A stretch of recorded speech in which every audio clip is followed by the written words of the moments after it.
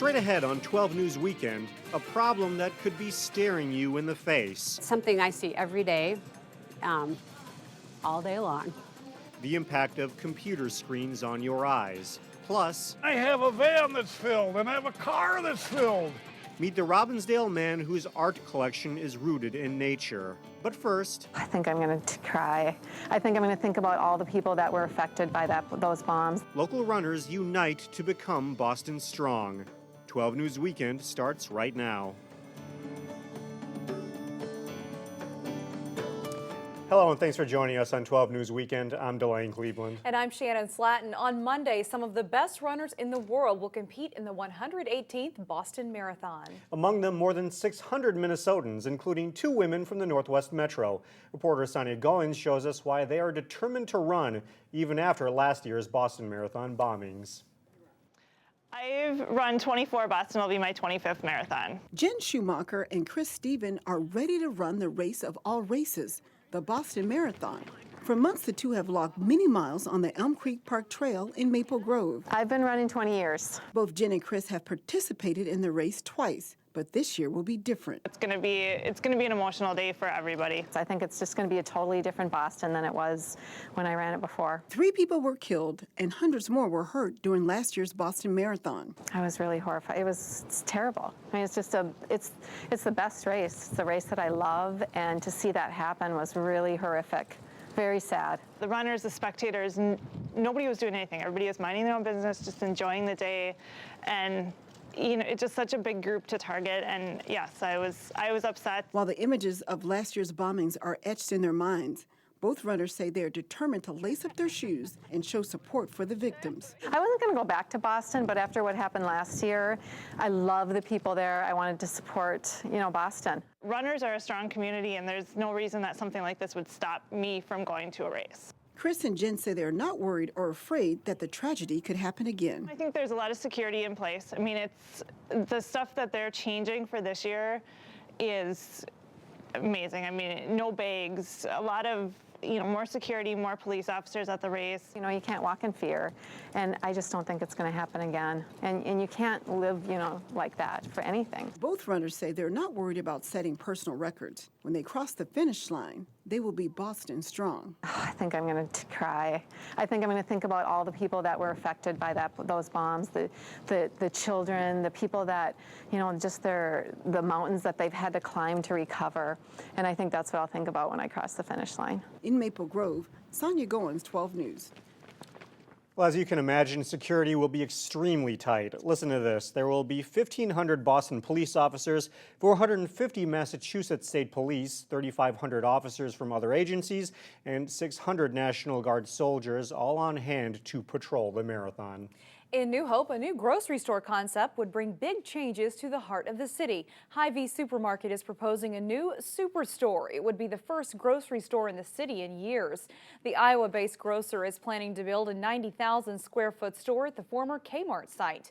It would include a pharmacy, bakery, deli, full restaurant and patio, and a gas station. There would be an awful lot of jobs because they break their stores down into various sections, including a full-service restaurant, drugstore, liquor store. While city officials are excited, there is concern from a local union which wants to know what kind of pay and benefits Hy-Vee will offer. Union officials are worried Hy-Vee could hurt unionized grocery stores. Along Interstate 394 in Golden Valley, luxury car dealerships are lining up to expand.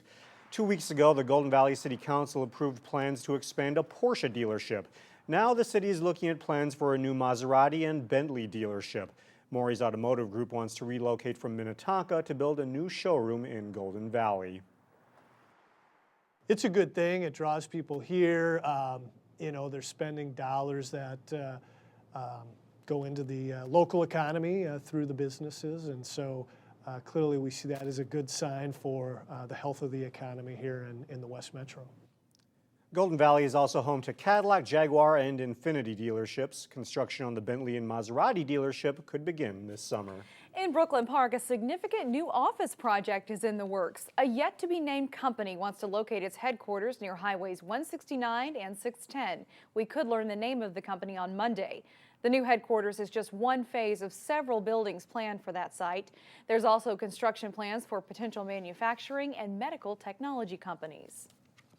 In our week in review, the city of Robbinsdale ushered in a new era for the city's police department. The Robbinsdale City Council appointed Captain Jim Franzen to become the new police chief. Franzen replaces Steve Smith, who was arrested in a prostitution sting. Franzen has been in law enforcement for 35 years, including the last 6 with Robbinsdale. He says a top priority is building partnerships with neighborhood residents. Golden Valley's longtime fire chief is calling it quits. Mark Coonley's final day will be April 30th. Coonley has been in charge of the Golden Valley Fire Department since 1990. He spent a total of 40 years as a firefighter. Coonley said he plans to spend retirement traveling and being with family. And Anoka Hennepin teachers have overwhelmingly approved a new 2-year contract. The approval followed 10 months of negotiations and the threat of a possible strike. The new contract includes raises and a $1,000 one-time bonus. Most of the teachers hadn't seen raises in 4 years. Well, coming up on 12 News Weekend, how we're losing sight on a growing health problem. We'll tackle a digital screen dilemma coming up next, and later in sports, local high school seniors make their college athletic choices official. But first, what spring really feels like. Monday, Tuesday, Wednesday, temperatures expected to be in the 60s.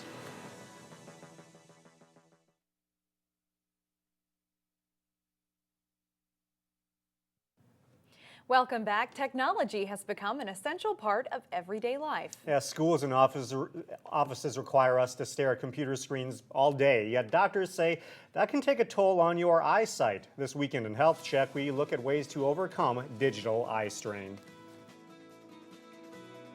And everywhere you go, there's a screen in front of your face, airports, schools, everything. So there's always a screen in front of somebody's face. Computer screens are essential tools for education. Well, I do it for school, but I also do it for other reasons, like the news and everything. And as a form of entertainment. Usually when I'm doing homework, I would distract myself at the same time or try to multitask. Yet the time spent in front of those screens can add up. Honestly, on an average day, I would have to say at least 4 hours. Too much time can have some negative consequences. I just feel like my eyes feel strained. She's not alone. We need to address this and talk about what we can do. According to Dr. Joyce Mundahl from Northwest Eye Clinic in Golden Valley, Something I see every day. those screens emit a harmful blue light. They might be getting more headaches.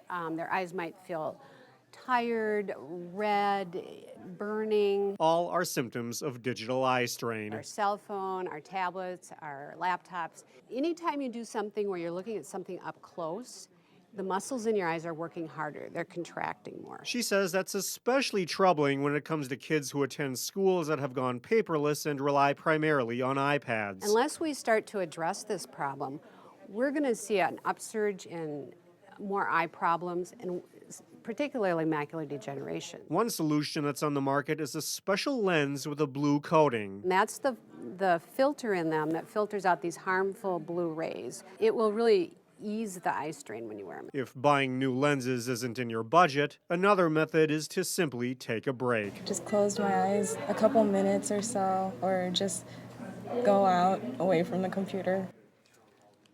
Optometrists say one helpful tip to give your eyes a break is to use the 20-20-20 rule. That's when every 20 minutes you try to look at something 20 feet away for 20 seconds.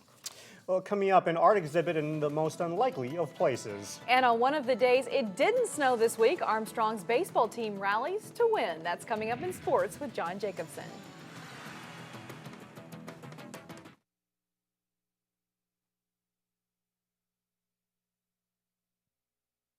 Welcome back. John Jacobson joins us now at sports, and we've had some crazy weather this week, but I guess we were able to still get in a couple games at least. It wasn't great weather. Cold early in the week, then we had the snow later on. Hopefully this next week we'll get some warm-up. Armstrong's baseball team has a good group of pitchers back this spring, but they have a lot to replace in their lineup.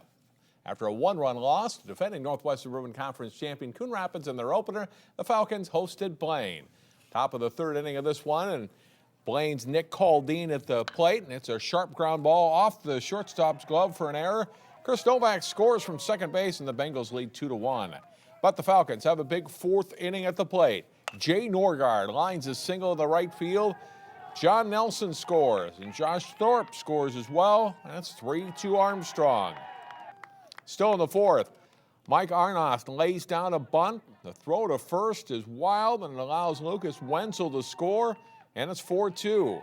Next up, Troy Ouellette. He gets the bunt sign and lays down a good one. Another bad throw to first brings Arnost home with a run. 4 runs for the Falcons in the inning. In the fifth, Armstrong looking to add to its lead. Thorpe dumps a single in the left field. Zach Riggs scores, and the Falcons lead it 6-2. The Bengals get as close as 6-4 in the 6th inning, but Falcons relief pitcher Matt Bachmeyer gets a big strikeout of Kyle Hamby. Armstrong wins at 6-4. The Falcons were stowed out of their scheduled game at Osseo on Thursday. The Cooper softball team lost its season opener to Osseo Tuesday, but the Hawks are optimistic about the season. Cooper is coming off a 10-10 season. They've returned much of their everyday lineup, including shortstop Tamara Hicks and center fielder Leah Donahue, who each hit over 400 last spring. But they did lose pitching mainstay Casey Anderson to graduation. 9th grader Ray Beener will step in as the top pitcher with her 7th grade sister as backup.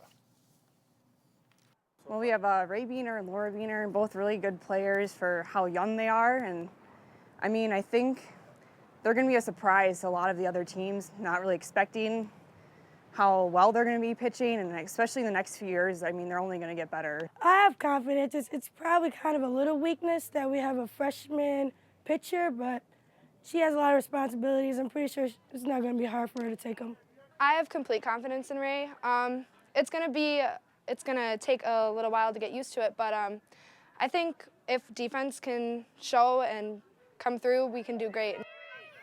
It's Cooper's final season in the North Suburban Conference. They'll still play a few of the teams in future years, but rivalries will end with some of the teams. I don't think it's totally hit me yet that we won't see some of these guys next year. And then at the same time, preparing myself for what we're going to see the following year. But yeah, we've had this group for quite a while now, so we're going to have to say goodbye to some people. But it's exciting at the same time, though, too. The Hawks will host Irondale Monday in their home opener and then play Totino Grace Wednesday. The early signing period for high school seniors headed off to scholarship programs in college basketball and several other sports is in early November. The first day of the so-called regular signing period for those sports was Wednesday of this week. A handful of athletes signed around the area, including 3 at Osseo High School, boys lacrosse player Isaac Lassard, girls lacrosse player Maddie Malone, and baseball player Jonathan Ludwig Rudolph, who will play at Minnesota State Mankato. At Maple Grove, Crimson tennis player Zach Adkins committed to play collegiately at Augustana College in Sioux Falls. And at Cooper, 5 players announced their college choices. Hawks quarterback Luke Lindquist will go to Wisconsin Eau Claire. Torrey Green and Minnie Kelly signed at community colleges for basketball, while Conde Jala will play hoops at NAIA school William Penn. Cooper's leading scorer, Lori Bowler, will play for Division II Southwest Minnesota State. Here's what a handful of the local signees said about their colleges. I wanted to go out of state, and I've always wanted to, ever since I was a young girl. So this is a good chance for me to get out and see what else is out there. Augustana is it's a good balance for me between all my interests. They have a good music program, so I'm interested in that. I definitely wanted to stay in Minnesota, and I wanted to go the D2 route, so it kind of narrowed down my options, and Southwest just ended up on the top of that list. Big day for them and their families, and congratulations to all of them. Definitely. Thanks, John. You're welcome. Still ahead, a special surprise for Robbinsdale area school teachers. Plus, meet the Robbinsdale man who plants personality into trees. We'll be right back.